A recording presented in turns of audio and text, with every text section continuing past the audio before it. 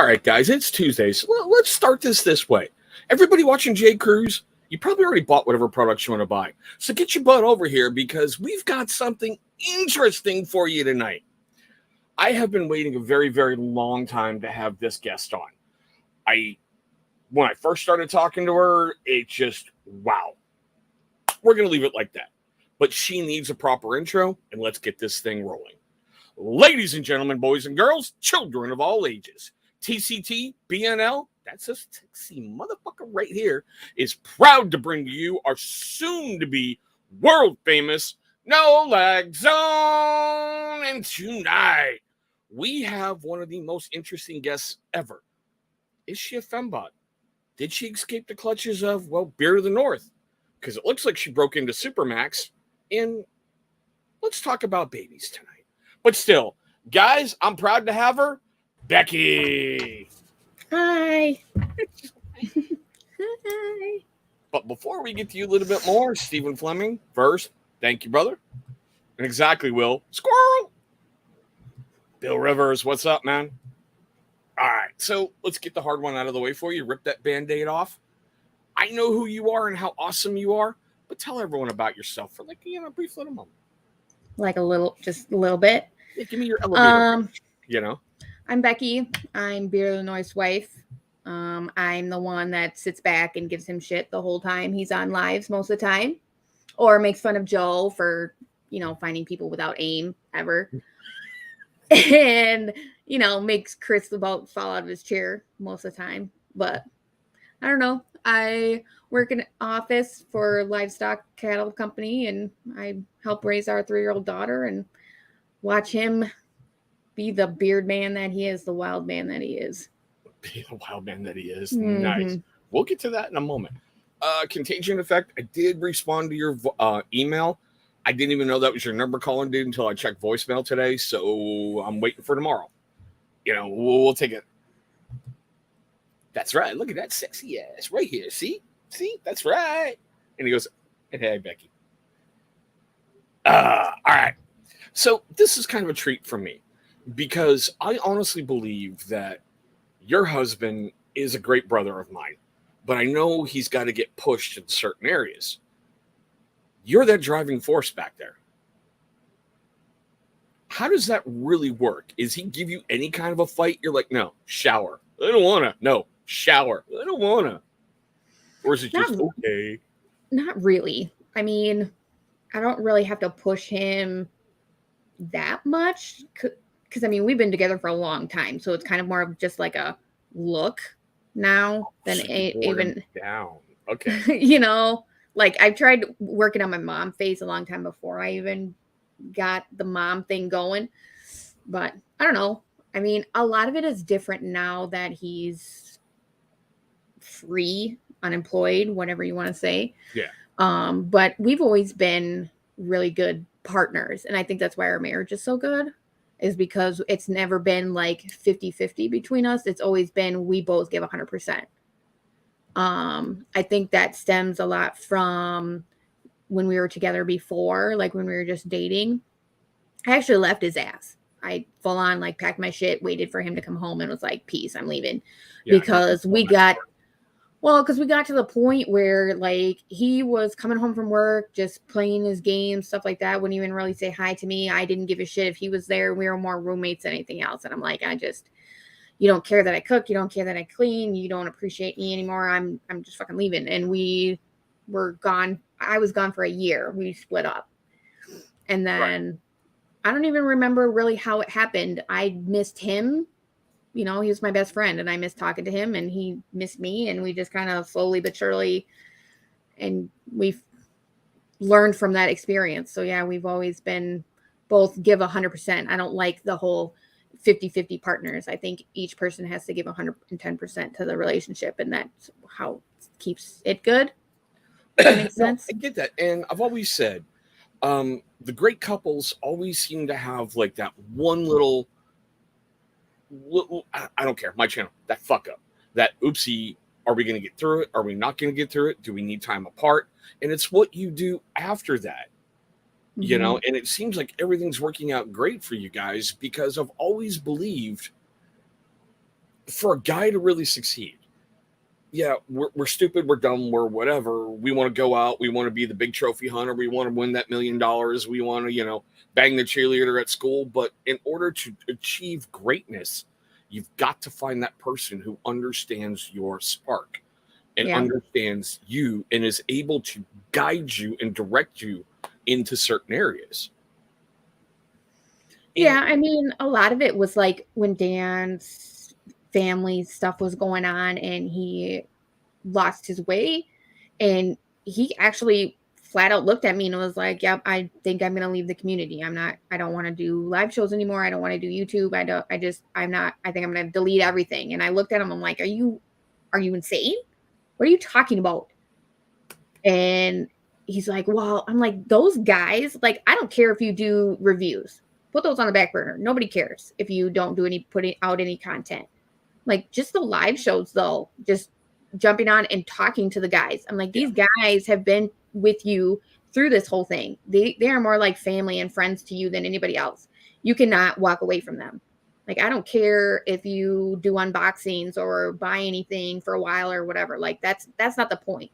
The point is to be able to talk to like you and Joe and like Adam from Hanyaker and all those guys that we as a family have become such good friends with, that it's like that you can't shut that down now. Like, you need them more than you think. So don't be dumb. No. Isn't that kind of funny? When you start doing this whole thing, like the tube of yous, you really don't know anybody. And you get so excited when the first person outside of your family subscribes. And you're like, "Oh, wow, I'm making it. I'm doing something."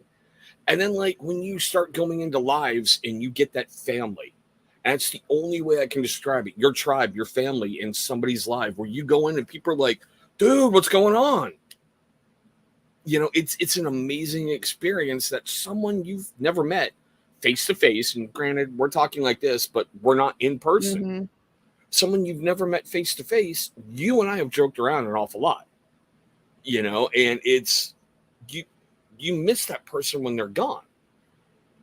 And I will freely admit it, when he was going through his time and wanted to be left alone, it was so hard not to reach out on the daily and go, "Look, fucker," Mm-hmm. but I had to respect him on that. And I got to take care of this here real quick. You, Iron Wings, this guy made history on my channel. He is the first channel member ever, period.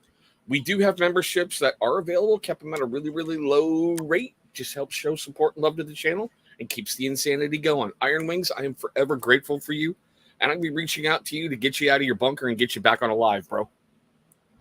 And speaking of weird things, Snapperhead. Yeah, did you ever find the woman to help you with your stuff? Because, I mean, I like how you just completely ignored my comment, Joe.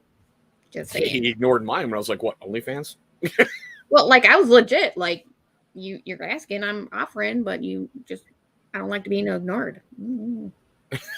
It's Joe. Just I know. snap at him real quick, something shiny. I know. Where's Bato? Where's Ken? Where's Ken when you need him? Where's right. Bato? Does he have his wrench yet, Joe? Reminder right now. She's calling you out, Joe. She's calling you out, bro. You got 2 days. Nice. Now, how did you feel when Dan came to you and went, "I'm going to do YouTube, videos"? I didn't really mind. I just flat out told him that it can't, like, I don't know about answers so much as like, but I just told him that it couldn't impede on our family time, because I didn't want him to completely disappear. Because, I mean, we have a little girl that needs to be around, and I'm really into the, family dinners. We all three sit down, have supper at night, and we talk about our day and that kind of stuff. And I just wanted to make sure that he was going to be able to be there on the weekends when we wanted to go do something, and it wasn't, "Well, I'm doing this or I'm doing that." So it was kind of scary at first, trying to figure out how we were going to do the schedule thing. But now it's like most of the people respect the fact that, during the day when my daughter's awake and stuff like that, it's our family time. Yeah. And I mean, he'll video chat with people, and, Rhea will want to come say hi to everybody. And I love the fact that they love her too. Yeah, she's Um, freaking amazing. She really, truly is. but I even asked him if it was all right for me to watch his lives before that's why I wasn't like 100% out of the gate right when he started. I just Right. started kind of coming out now because I asked him if it was okay because I didn't want to impede on his stuff. I didn't, I'm kind of a loud person. I don't know. So I didn't want No. You're him so to. quiet and so reserved. And he's like, no, I don't care. You watch my stuff. Because I would always wait to watch his shows the next day. Right. All of his YouTube videos and like the lives that he was on and stuff like that. I would always watch them the next day just so I could see what it was like and whatever. But then he's like, no, come watch my lives. So I try to watch every single one that he's on unless I'm sleeping through it. Like that happens a lot Iron Wings. I have no clue, bro. Seriously, I don't. But you're the first, so. And you know what, Nick? Ever since I first saw her, that was my first thought too. How in the F bomb did this ever happen? But that's the whole opposites attract, I guess, kind of thing, Because they're perfect for each other. Except the whole. Which is seriously weird because he and I completely hated each other. Like I had more dreams about killing that man than I have ever in my life when we first met. Like smothering him with a pillow, like pouring gasoline outside of his door of his room and starting it on fire just so he would burn to death. I mean, it was extreme, like nasty CSI stuff. Dan, like it was. Dan, look right here real quick. Run! Or always palm a blade, dude. Always palm a blade. Pick positions where you can see your hands. I get the crazy hot scale, but dude, self-defense. Well, because like he was this guy that was going to college while his parents were paying for everything. He was going to college, and it was mostly he was drinking and partying and womanizing everybody. While my boyfriend at the time lived with him, and I was watching this piece of crap just live off fast food and whatever, and he didn't do anything other than drink and bang people and whatever, and I'm just like, you are the biggest piece of crap I have ever met in my life. And that lasted for a good 2 years. Like him and he just thought I was the biggest bitch ever because I actually went to work and I would bitch at him and my ex about drinking all the time and whatever. Mike, you one-eyed cyclops. I love you, brother.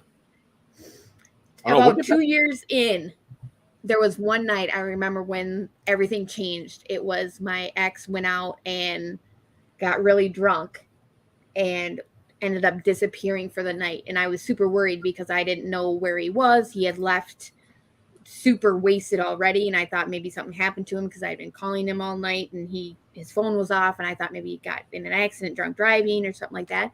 Yeah. And Dan actually stayed up with me all night because he got done with work and he came home about 1:00 in the morning.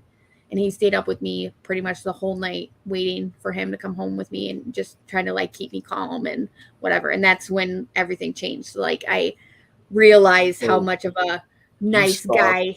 You saw through the hard outer shell to the creamy nougat center in there, yeah. Huh? Yeah. Because then after that, like I left that guy because I couldn't deal with the drinking and, I didn't want that in my life. And it ended up, I was going to hang out with some friends and I called Dan because they were his friends too. And I was like, you need to come out here. I haven't seen you for a long time or whatever. And yeah, 14 years later, here we are. Yeah, but it's crazy. It's so interesting watching your guys' dynamic because when I first met you was in a chat and there you are just slicing and dicing him. And I could see why you were doing it because you were building his confidence at the same time and getting him out of that don't be afraid kind of thing. Mm-hmm. And it was funny as all get out, but still. Johnny Grims, man with the best name in the game. How you doing, brother? And see, Joe, there you go again. Don't be getting everybody should have a creamy nougat inside. I'm just saying. You already hate the love that Emo and I have. Stop, bro. That's all I'm saying. Stop. Right, Dakin? It's nice to see. I have to say, his beard is the best thing I've ever seen in my life. Dude, I love watching his lives just to stare at his beard. But it has to be when his mustache is styled so you can't even see him talking. Like, dude, I love that. Bounty out on him. If someone could show me in a video his mouth moving. And I've always told him he's the greatest thing Jim Henson ever created. I don't know how he escaped Henson's lab, but he's the greatest Muppet ever. Ever. Yeah, because I can never spell his name right when I'd say hi to him, so I just call him Dragon now because I can spell that. So I have to watch all of his shows just because I can just stare at his beard all the time. I love it. Right. And it has the grayness that, I don't know. I'm hoping all of the red that's in his front is going to turn gray. It's going to be great. I'm excited. Okay. Get the Honyaker out of you. Calm down. You're fun. I know you like that gray stripe. And hey, do I have to do it now? And I don't know why. Like, that's the only thing. It has to be in the beard, not the hair so much as just the beard. I don't know. Tuesday. It's Taco Tuesday. So you should know that by now, Jared Jr. Oh, okay. You say you work for what? The Livestock Foundation? What is it? I work for a livestock company. Okay. Because like every time I hear livestock, I'm thinking Yellowstone, and livestock police and whatnot. Yeah, like, it's cattle. I work in cattle. Really wouldn't shock me watching you ride around on a horse, with a rifle and just like. We're not like that up here in Minnesota. We're not big ranchers like that. I mean, there are some but not the company that I work for. But so yeah, I would never have thought that I'd be that way. Like if you would have asked me 10 years ago if I would have been working with cows, I would have laughed at you because I'm a city person. I liked high heels and purses and spending money on clothing and stuff. And now today I was literally knee deep in mud and cow shit trying to move cows into a barn. I don't, and like I almost lost the boot because it got stuck in there and I'm like 1,000-pound or more cows stared at you and you're like stuck. You're like, please don't turn around because you're just going to cut me in half type, So well, you're like 4'1". How do you move those humongous cows? That's what I want to know. You yell and you wave your arms and act like an idiot, and it's great. Mac with the cheese, 3-time winner. What's up, brother? Okay, Johnny. Those are pretty. And but those are pretty small because typically about a 8-month-old cow is about 900 pounds. So your cows are pretty young. I'm talking about ones that are like dairy cows 2 years old. So they're a couple 1,000 pounds. Now I'm seeing how you herd Dan around the house a lot more. I bet there's a lot of, hey, cow, hey. Huh, I've got a cattle prod for him. We know where she got it. I'm just saying. She's bringing home work toys. Mm-hmm. That's how you got him in the shower. Come on, just tell us. Come on. Look at her. She's like, I could tell, but no, I'm going to keep you home. Oh, man. This is just too cool. Okay. So, of course. All right, you're back. Now, am I fading? Huh? Okay. You checked out for a second. I'm like, oh, man, am I about to, like, cycle through and lose my feed and come back? But still, we'll keep moving Iron Wings, that's how you poke an eye out, though. Like, those things scare me because I'd probably hit myself in the face. And then that piss you off even more, and he'd get another hit, so. Yeah. I mean, I can take a lot of things to the face, just not that. Nope. That was one for you, honey.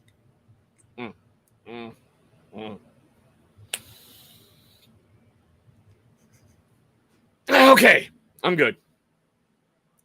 That was a low blow, but nicely played. Nicely played. I did do one. Just one. I'm blaming you, Dan. That's all I'm saying. I'm blaming you. Okay. Oh, no. He'll have to tell you the story about that one time. Yeah, there's a story behind that you'll have to ask him after the show. Now I'm kind of scared, too. I think I'll ask you when I've had a little bit on Friday, Dan. That's all I'm going to say. Because that could be traumatizing. I don't really want to wake up in the middle of the night going, not in the face, not in the face. Whew. All right. So how much do you help him with his content? Does he run anything by you? Or, or is it just he goes and films and you're like, yeah, it smells kind of okay? He films it and then I watch it the next day. Once it's live, I'll watch it. I don't see any of it, or I don't even. The only thing that I know is when he wears it the week before, I try to give him a little bit of my opinion. But just because it's the one that he was wearing that week doesn't mean it's the one that he's actually doing a review on, because he's done that to me before. Like, yeah. I really like that one. Why? Oh, I've got to in my mind on who I'm gonna do and whatever. And a lot of it, I think his order goes with, because he always contacts all the companies beforehand to get their view on stuff and their history and stuff like that. So it's a lot of it's who's available and who he can talk to. But that's how he met a lot of the guys. I mean, he'll sit there and talk to these company owners for 2 hours on the phone, or FaceTime or whatever, just to talk to them about their stuff. And that's what gets me is in one of his reviews, he taught me something about Defined Beard Co. that I never knew. And I'm watching that and I'm like, really? And yes, Iron Wings, you're the only one, dude. Seek help. That's all I'm saying. Get out of your bunker, get some fresh air. That bear gas got you. That's all I'm gonna say. That bear spray took you down. Wiley, you're not late. You're perfectly on time, brother. Thank you for being here. So here's something I'm kind of curious about. And I know I'll get a correct answer out of you, not a dodging kind of answer. When his daughter was born, how much did he change? And the reason why I'm asking that is because I firmly believe that every guy out there still wants to be that 21-year-old moron, drinking all night, howling at the moon, getting up with a hangover, going to work. But when your first kid is born, you change. Actually, we stopped doing that a long time ago, before we even had our daughter. We did the whole 21 drinking. I think I did more than that than him, because he worked at night. So he'd be drinking my drunk ass up at the bar on a Wednesday night, because he'd work till 2 and I'd be vomiting in the street when he'd come pick me up. Was that before the beard or after? That was before. That's why you drank a lot. You saw that face and went, I got to sleep next to that. I fell in love with that face. Like, he's only been growing that beard for 3 years. He started growing that when our daughter was born.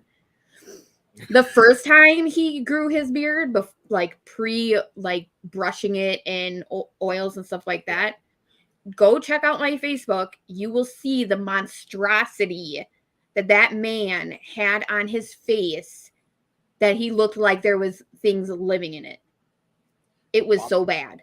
Bobby welcome in, and everybody, I know I'm going to point, I don't know, top right-hand corner, there's a new little logo sitting there. Bobby designed it. I'm playing around with it. So all credit goes to Bobby. And yes, I am grateful for all of you who have stopped in, especially you on the replay squad. You guys are the true champs, and I love you all so much.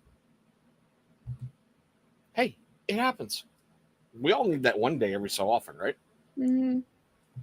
But yeah, seriously, how much did he change? Is he like the hovering, really overprotective dad, or is he like, go ahead, put the fork in the light socket, see what happens? Well, I'm kind of surprised, because I don't have patience for shit. Like, I don't have patience for stupid. I just don't. So I was more concerned that I was going to lose my patience more with her than him. But it's actually reverse. Like, there's things that she does that bothers him that I would never have thought that it would have. But he's very laid back, like, go with the flow. Like, when our daughter is sick or anything like that, he is just, yep, I'll stay home with her. I'll sit on the couch. We'll snuggle. I mean, it is what it is. I'm over here like freaking out, like, oh my God, she's sick. Is she going to die? And just, he calms me. So nice. That's where it's great that we are so opposite, because I think that's where we strive together, connect so much, because he keeps me calm when I am freaking, and vice versa. Right. But I was scared shitless when we got pregnant. I mean, I was losing my freaking mind, and he's all excited, whatever. We both cried when we found out we had a girl because I was so disappointed. I felt like crap because I was disappointed, but I really wanted a boy because I didn't want to deal with the teenage drama and the girl crap and whatever. Like, I wanted all boys. I'd rather try to keep you alive than deal with girl drama. But I mean, my labor and delivery was really shitty and all of that. And I mean, he was my knight in shining armor. I mean, because I was in the hospital for 3 days when I was trying to deliver our daughter, and when she finally came out, like her, I don't know what the technical term is, but when she was born and they tried to separate me from her, it broke off. So then I had to go have an emergency surgery, and I looked at him and I'm like, you go with her. Like, I will be okay. You go with her. Yeah. Because I didn't know this, but if the umbilical cord that's attached to the mom, if that doesn't clearly come off clean, like, the mom will bleed to death. Like, less than 2 minutes. Yeah, no, thank you. So that's why the doctor's like, yep, we need to go, whatever. And I just looked at him, and he knew to just go with our daughter because she was only 5 pounds when she was born. So she was just a small, tiny thing and whatever. And I'm like, and he didn't gawk. He just went with her, and I don't know. And I'm going to deal with this one real quick. Iron Wings. Honestly, I switched editing programs, and it became too much of a pain in the ass to put that song back in. So I just kind of left it. And I got a lot of feedback from people who went, man, don't put that in there. We kind of hate it. I'm like, whatever. So I just moved on to something a little bit different. Gary, I'm not permitted to say what his rider was, but still. And I need to give you credit, G. This arrived a lot sooner than the tracking number said it would. Like, she's, dude. Johnny. She's on the friggin' table getting ready to give birth, and she's like, no, I'm done. I'm leaving. What? Yeah. Am I reading that right? I was kind of the same way because, like I said, I'm a go-getter. I get up and do. I'm always moving. And they tried to tell me that I needed to be in bed for 3 full days, and I'm looking at them day 3 like, no, I'm gonna go home. I'm not gonna do this anymore. I'm not gonna lay in this stupid hospital bed eating this stupid, because I had to be on a liquid diet the whole time. And here's Dan eating takeout, like burgers and pizza and shit, and I'm getting Jello because just in case I had to have a C-section, I'm looking at him like, because it's not enough that I'm trying to push out a watermelon out of my hoo-ha. I can't eat, and here you're eating and sleeping and all this other like, what? Dan sleep with one eye open. She already talked about pillows, gas, blades, just one eye open, bro. Yeah. I actually blew 3 blood vessels in his fingers when I delivered her, and my delivery was only 8 minutes. And she, like, all 3 fingers were just purple. I didn't think that I was that strong, but I crushed them where, like, his wedding ring was. Everybody knew he was married for like a good month after that because he had an imprint on all 3 fingers of where his wedding ring is because I imprinted that shit in his hand. I've heard about the Prego strength. I have heard about it. My better half had to have a C-section, but that was still one of the strangest. Like when I'm in there and you hear this, okay, beginning incision, holy head. And then it's like, holy hair. Brianna had a lot. And I'm like, what the fuck? What's going on? But yeah, see, I give credit to the moms that have C-sections. I had a full natural birth on accident because I was stubborn. Okay. But I have a birth on accident. What were you out working in the freaking cow fields and all of a sudden plop? Oh, hi. What? Well, no, I was a bartender at the time and I had her at 36 weeks. So I didn't even think that I was ready to go yet. Well, then all of a sudden, like, I was behind the bars, giving my regulars, beers, all that stuff. And I felt like this warm sensation. I'm like, okay. So I ran to the bathroom and thinking, hey, she kicked me in the bladder, whatever, all pregnant woman thing. Well, it was clear though. So I was like, okay, well then it happened again. And it was more and more. Well, I actually finished my shift and I restocked the bar and I walked up to my sister-in-law. I was like, hey, can I have you put this stuff away? Because I think my water broke. And she looks at me. She's like, yeah, right. Just take care of it. I'm like, okay, well, so I restocked the bar and everything. I drove my ass home, I walked in the house and Dan was playing a game. And I don't remember what he was playing. I think it was like Mortal Kombat or something. And he turned and I'm like, honey, can you look to see if my pants are wet? And he turns around and he's like, I'm like, yeah, I think my water broke. And he's running around freaking out. And I'm like, honey, it's going to be okay. It's our first baby. It's not going to fall out. Well, so he's running around getting everything ready and stuff like that. And I'm like, do you have this? Do you have this? We get in the car. He's driving like 80 miles an hour to the hospital. I'm like, Dan, if you get us pulled over while I'm in labor, I will freaking kill you. Like, just chill out, will you please? Like, I don't know. I'm not even in pain. I don't know what's going on. Well, we get there, whatever, and they're like, "Yep, your water's broke, so you can't leave because of infection or whatever." Yeah. I'm like, "Okay." Well, they're like, "Well, do you want an epidural?" I'm like, "No, I'm not." Because once you get an epidural, you can't leave the bed because you can't feel anything. So I'm like, "No, I'm gonna go as long as possible." Well, 3 days later, I'm like, "Yep, I could go for one now." It was like 11:30, and it was I was feeling it. So I'm like, "Yep, I'm done. I could lay in bed now." Well, she was born at 11:58. So she was actually putting my epidural in when Rayo dropped. And I was like, "Yep, we don't have time for this." Like, nope. And it was like 8 minutes and she was out. So I didn't even have time. I got stuck and everything, but I didn't even have time to do it. So yeah, it was like accidental natural birth. But and exactly, Wiley, right? Dan's big comment was, "It was for honor, not Mortal Kombat." Here she is over here. I remember that. I'm restocking the bar. I'm doing this. I'm going to the bathroom. I'm scratching a foot at him. Like, what the hell? See, that's what I was thinking, Iron Wings. Like 3 days later, she's like, "Give me the drugs." Well, and that's kind of how I was. I was in pain, and I'm looking at like everybody left me because my mom was there and Dan was there the whole time, and they came in to do my epidural, and everybody's like, "Yep, I gotta leave." I'm like, "Why? You watch them give me an IV, and you watch them check all this shit how many times, but you gotta leave for this." Well, then yeah, she started coming out, and I'm looking around like, where the fuck is everybody? Like, everybody left me. So they had to run around trying to find Dan and all this stuff. And oh yeah, it was.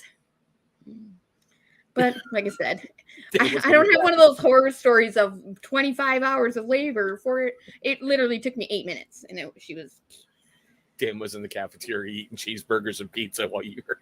Yeah, he's probably outside smoking. I don't remember. Oh my God, this is awesome. All right. Now, I told you about this in the green room. We're going to kind of switch for a moment. We're going to talk about mental health for a little bit. And I love the fact that finally I'm able to talk about it with someone of, well, the female side. Mm-hmm. I honestly believe that a bunch of guys, well, guys as a whole, are programmed. You're not allowed to talk about stuff. Don't be a bitch. You're having a problem. Shut the fuck up. Get up. Move forward.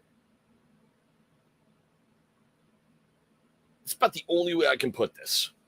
How do you help him overcome that? Because I know that you've got to be that temperate side to him at certain points. How do you, well, process your own anger, and how do you help him process his?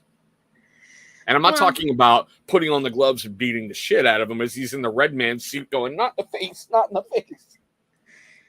A lot of it, I don't know if it's more about anger, because the one time that we got the biggest fight we've ever had. We've had two in the 8 years we've been married. One was about a goddamn Christmas tree because he couldn't get it out of the house, and he was so pissed off. He was trying to shove it out our back door, and because it was a live one, because I grew up having live trees and I liked having live trees, and he hated them. And that was the biggest argument we've had. The second one was every time we've moved, I'm religious about changing all the door locks because Yeah, I just, yeah. even if they give you the key, it's kind of like, well, I don't know who you gave a copy to, whatever. So I always change all the door handles, door locks. We had a digital one put on our front door, and Dan and I were trying to do it together. We literally legit had the biggest fight we've ever had over installing this goddamn door lock, to the point where we had to like separate for hours. Like no Over felony charge kind of fight, or you're yeah. going to Home Depot and going, are those all the bathroom doors you have? Because I need like 8 of them right now. You No, know, it's like, you need to go. I'm leaving. You're going to go somewhere else, and you're just not going to talk to me for like quiet zone. Just, but and did she really put you in timeout? Did she just say she put you in the quiet zone?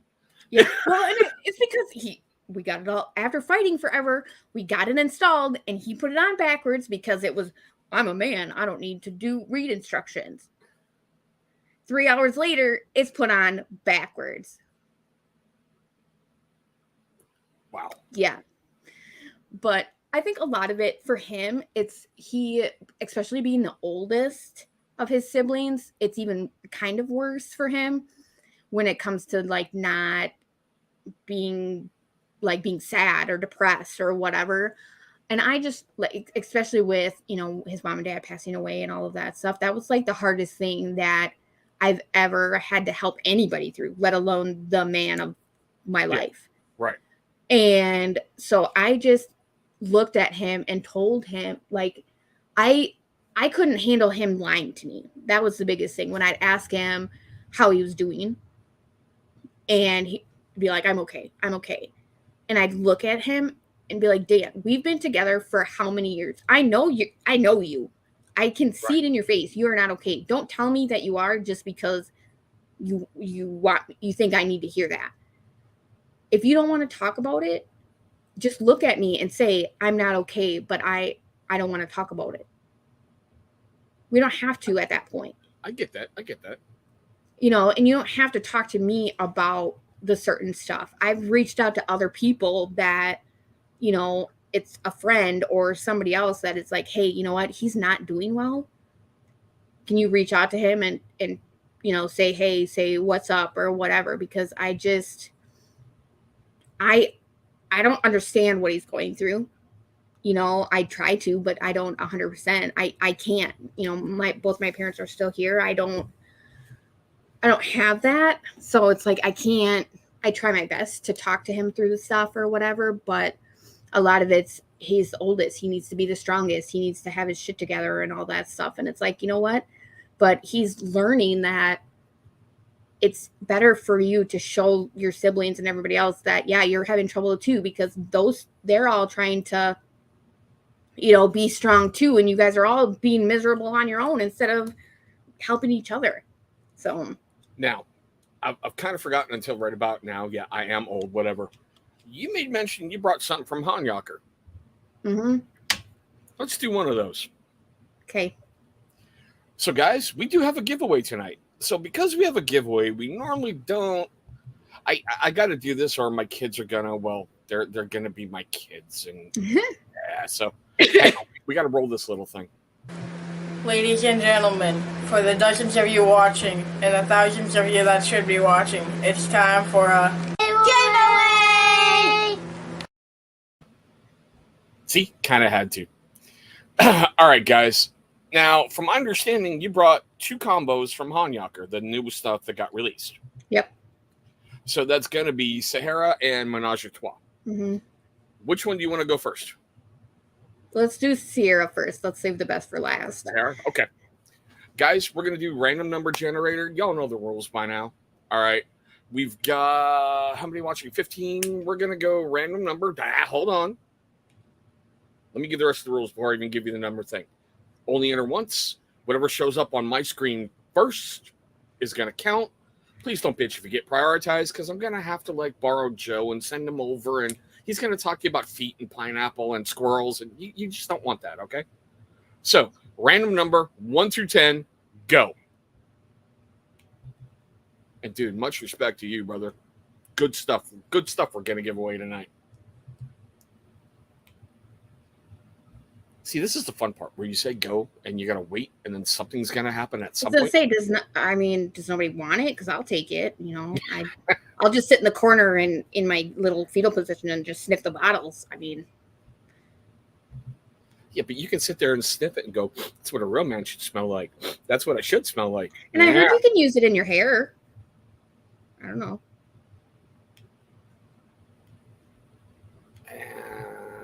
Let's see. Scroll up. This is why I hate doing random numbers at sometimes, because like it's a small number, but everyone guesses around it. They go with the usual ones. Stop. We got a winner. And that's the funny part, Wiley. I'm glad you just said that because the random number was 1. Congrats, Yay. Wiley. So are they supposed to reach out to Hanyaker when I'm reaching out to Dan? No, they should get a hold of Adam. Okay, Wiley, bro, Instagram, get a hold of Hanyaker, tell him you won on my show, the Sahara combo. Mm-hmm. And just to get it out of the way, we're going to do the next one as well because we normally go about an hour, 10 minutes, and we're getting around that point. So let me generate something different. All right. Same thing, guys. Prioritize, blah, blah, blah, blah, blah. And everybody needs this scent in their life. Seriously, it is the best thing ever. Yeah, Menage a Trois is awesome. Seriously, that's what took my Hanyaker virginity, if you want to call it that way. Amazing stuff. So 1 through 10, go. And that's for the Menage a Trois combo. See, look at that. 4, 4, 9.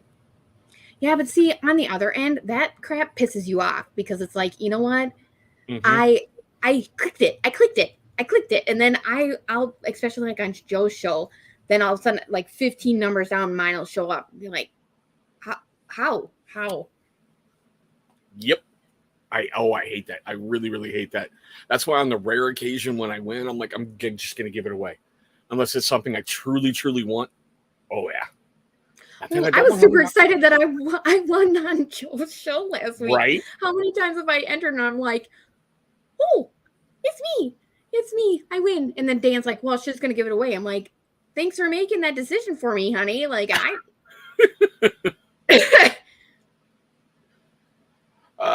come on, guys. 1 through 10. I'm not saying any number, but 10. Emo. But if you already said a number, you can't guess again. Emo, you sexy mother, you. How is my favorite piece of sexual chocolate out there? Hey, guess what? Yeah. Emo, you win. The number was 10. Emo, reach out to Adam at Hanyaker. You won the Menage a Trois, which is kind of freaking hilarious. I'm just calling you sexual chocolate, and you win Menage a Trois. The combo. Dude, it's amazing. You're going to love it. So, Adam, if you're still in here, brother, thank you so much for those. That was totally unexpected. I love you so much for it, brother. I normally don't ask. We normally don't do them, but still.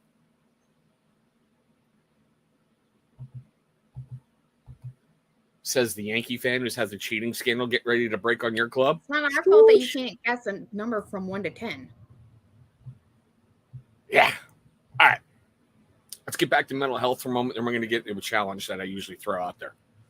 One of the things that I always believe in since this whole lockdown, the coof, everything started getting out there to everybody, we lost our ability to be around each other socially.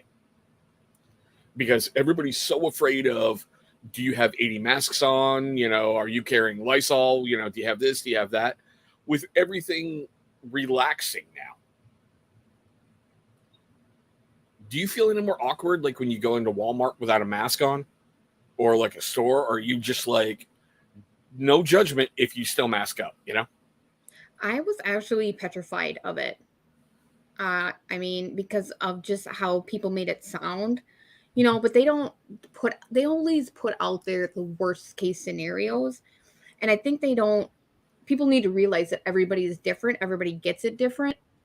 And I think it took me a long time because I was one of those people that wore a mask every time I went out. I stopped bringing our daughter out, which was really sad for her because she loves, going to the grocery store with me. Yeah.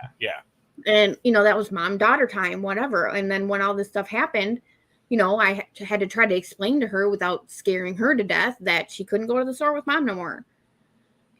But until a little bit later where it was kind of like, okay, when is this going to end?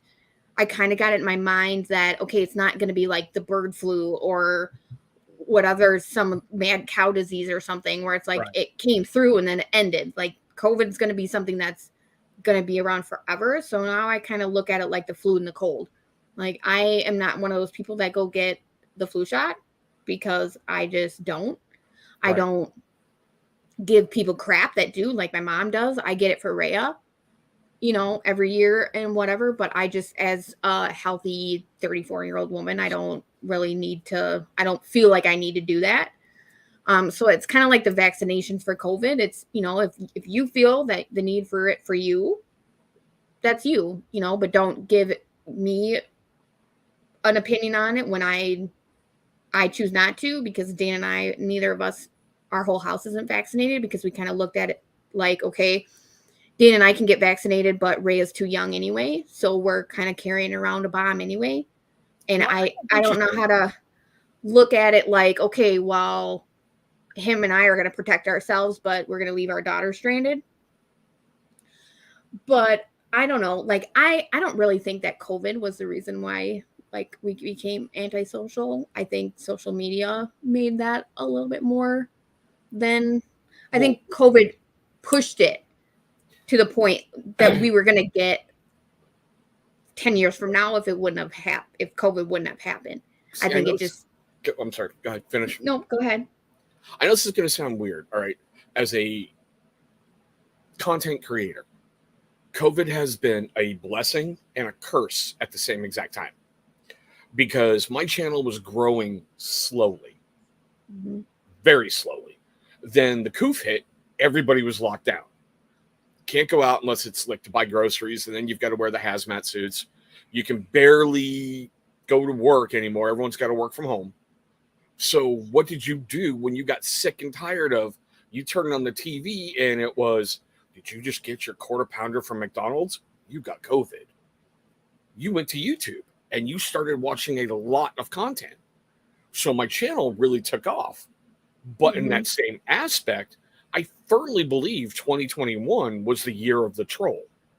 People had nothing better to do, and with their miserable little selves, they went, I'm going to create mayhem and chaos because I'm behind the keyboard and you don't know my 80th Google account that's protected by this and hidden by that. And well, and that's what I mean. Like, I think social media has kind of pushed that a lot, because people don't really have the respect for people anymore, because it's easy to say something to you. Like right now, I could say stuff to you, even looking you in the face, because I'm not actually looking you in the eye. Right. And it's easy to be a keyboard warrior. It really is, because you can just disappear at a snap of a finger if you don't like what people are saying, or you know, you can be this thin little dude. And I mean, watch the show Catfish. You know, I mean, that show was on forever, and people are just, you know, you can be whoever you want to be on the internet. And I think where we're at now through COVID is where we were going to be 10 years from now if it didn't happen, because more and more people are becoming interested in the internet, because, like I said, they can be whoever they want to be. They're not happy with themselves, you know, personally. And, you know, they might be that awkward kid that doesn't really say anything or know what to say, but on the internet, he can be that badass guy that everybody loves, you know. So it kind of transformed from that to people can just be nasty, because more and more people just have no respect for human beings, like people at all. I agree. It's amazing with see, I try to teach my kids to rise above it. I know I have anger issues, and it's no big secret. On the weekend, I get to drink alcohol. Sometimes anger, alcohol, well, okay. All the time, anger and alcohol are not a good mix. And Chris fires up alive and says things he shouldn't. You know, it just, it's amazing how you have these people out there who love to create that drama, but I'm teaching my kids rise above it. And I have to show them some of the comments that I get. And it's like, this guy created a very hateful name, a disgusting picture, to pick on the fact that your mother likes Orchid hand lotion. That's by her side of the bed. I got an 8-page comment about what was I doing with that and how's it there, and he's offended that it's in my video, and he's going to report this and he's going to do that. I'm like, have fun. It's just because it's really hard to kind of teach with that. I'm not looking forward to that, because going through high school, I was bullied severely. Like, it was the worst time in my life, and it was even easier for me because cell phones weren't really a thing until I was 16. You know, so I could go home. Shut up. My God, shut up. I was in the military when those big bag phones were popular for your cars, okay? My dad had one of those where it was like it had to sit underneath his center console of his truck, because it was like the bench seat that the center console flipped up. So it sat underneath it because it was so huge. I remember that. But, you know, so I could escape. I could go home and get away from it, because it wasn't like there was no cell phones, there was no like social media, stuff like that. I don't know how kids handle it now, where it's you get it at school, you get home, and they're blowing up your phone, there's social media, that kind of stuff. And the whole rise above it. It's like, yeah, you try to teach them that, but at the same time, it's really hard to just keep telling them to swallow it. No, you know what I mean? Like, it's one of those things that you have to that. be really careful of, because it's you don't want to make them think that it's okay, because it's not. I mean, those people are assholes. You know, I mean, it's not okay to talk to people like that, and it's hard. I don't even know how I'm gonna deal with that with Rhea. Like, Dana and I've talked about that before. That's Einstein, Rogers. Einstein did that. Sorry. You're fine. But I don't know. It's terrible. I don't know how, and it's getting worse all the time, but yet nobody's doing anything about it. Like, we haven't figured out a solution on what to do. It's like schools and anti-bullying campaigns and stuff like that, but yet schools aren't doing anything. They're just kind of like, wow, we can't. I agree with this 100%. My boy doesn't have Facebook or any kind of social media. I know he's getting to that point where he's going to. And the fact that I would have gotten rid of everything except as a content creator, I need it to help promote the product. So I get exactly what you're saying, Sean. And I also understand when I started doing this, I became a target for anybody. Anybody's going to get mad because I have an Alley Cat hat on. Anybody's going to get mad because I have DVDs back here, training swords. I've got Matchbox cars that are from, Justice League and whatnot. Anybody's going to get triggered for anything. It just kills me how some people take this anger out in certain ways. And it's like, the hell? I mean, I got lit up by a comment because I was proud that my daughter got to go to school for the first time ever. Brianna's first year at school in kindergarten was in my living room behind a laptop. And she got to go for the first time ever without a mask. And of course, she got the sniffles that day and had to come home because if you sneeze, it's COVID. Yeah. So I'm like, really? The first day? Really? See, and it's different for us because, I mean, we had how many years of life before this, and then all of a sudden it was, okay, mask up, all this stuff. And it's like, you don't think about how your kid is experiencing it when everything's new already. And then now you're saying, oh, well, you have to cover your face. I mean, there was people that I worked with that I never even seen their face until after it was done. And it's like, oh, that's what you look like? Really? I can't imagine how being 5 and having that happen. See, I think that's one thing, the mayor brought up when he came on my show, because he's a teacher, and how some kids were having problems because facial expressions and everything help with, the communication. And for that first time ever, they're free. And it's weird. Well, and how comforting is it when just somebody smiles at you? Thank you. And I think a lot of that, it had to do with like the mental health with a lot of people, because the truth is, if I mean, a smile is contagious. Like you smile at somebody, even if it's a stranger, or say thank you and whatever to the cashier when you get the coffee in the morning or whatever. Yeah. And when we're all masked up, I raise my eyebrow and it's like, I look like, what the hell's your problem? And I mean, you can't tell that I'm not pissed off because you can't see me smiling under my mask, So I have the resting bitch face like most people. So it's, yeah, nope, I don't. Nope. Okay, get it under control. Ellie, I love that. I'm gonna use that from now on. Oh dear Lord, Ellie.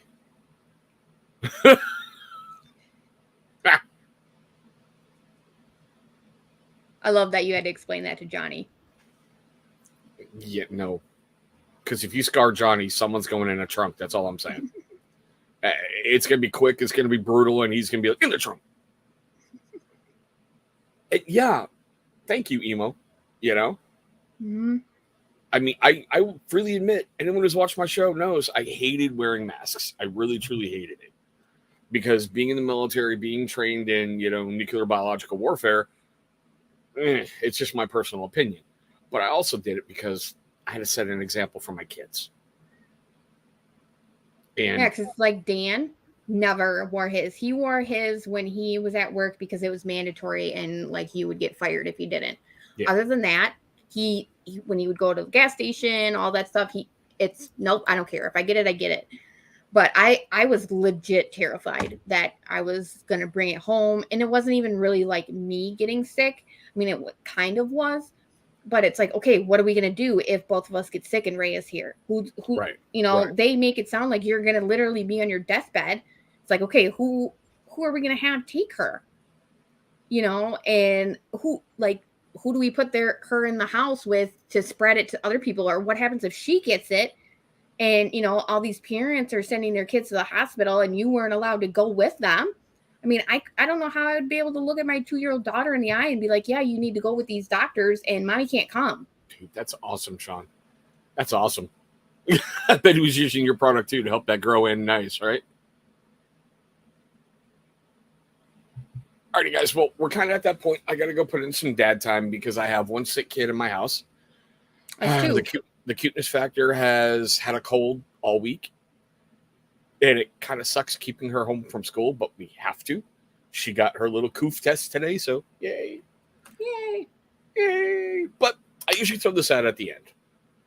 And I love throwing this challenge out because I think that it helps a lot of people in different ways because you never know what anybody's going through. Take some time this week. Doesn't mean like take an hour and a half, but take some time. Call 3 people.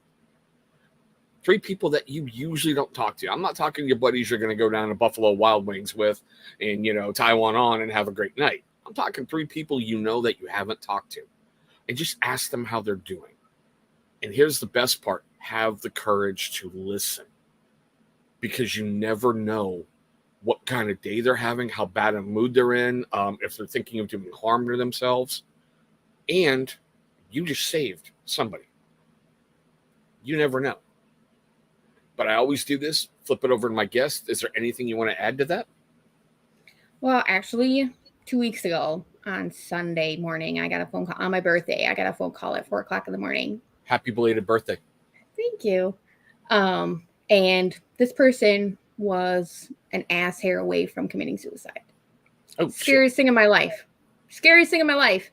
Like, I thought it was just going to be another drunk phone call. Like, okay, you're going to sit here and listen to you cry and whatever. And I almost didn't answer.